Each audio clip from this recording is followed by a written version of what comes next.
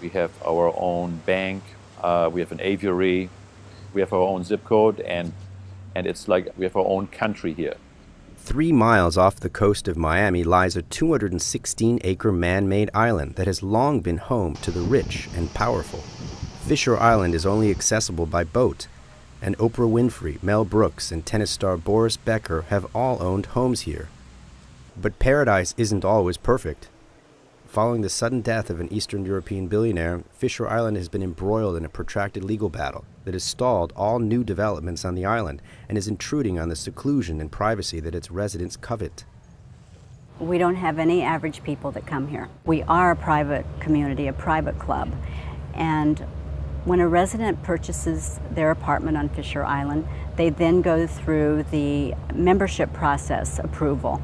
There is a $250,000 initiation fee for the club, plus about $20,000 in annual dues on top of the condo and community association fees that can add up to more than $80,000 a year.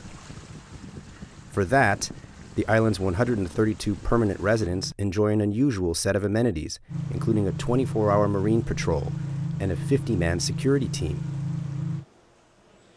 We've been residents, our family, for approximately 10 years. I was traveling one night and I received a phone call that our cat snuck out of the house. And within minutes we had 10 security guards, golf carts, searching the whole island for the cat, and security found our cat. And I told my daughter that to remember this story when you're older, because it's very unusual that you have security guards on golf carts looking for your cat, nonetheless, and then finding them. Safety is a perk of living on the island. Since there are no bridges, you have to go through a security process.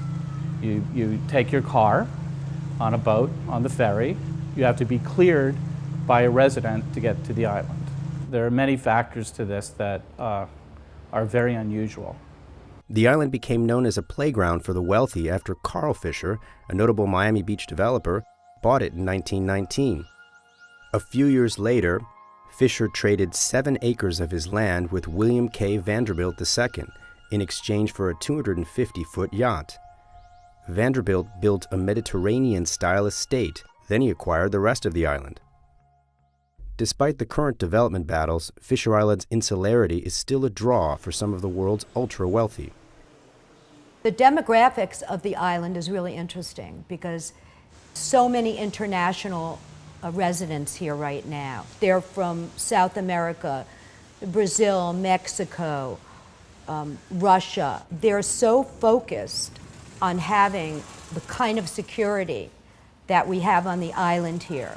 There's a certain degree of secrecy and eccentricity, I think, on the island. And people on the island, and I've been there many times, don't want to share with you who's there or who has been there or who might be there. It's a very private place. That's something the island's residents won't change, not as long as a ferry separates them from the mainland. On litigation, I prefer not to comment, but one of the keys is to keep Fisher Island as exclusive, as private, and as secure as we can.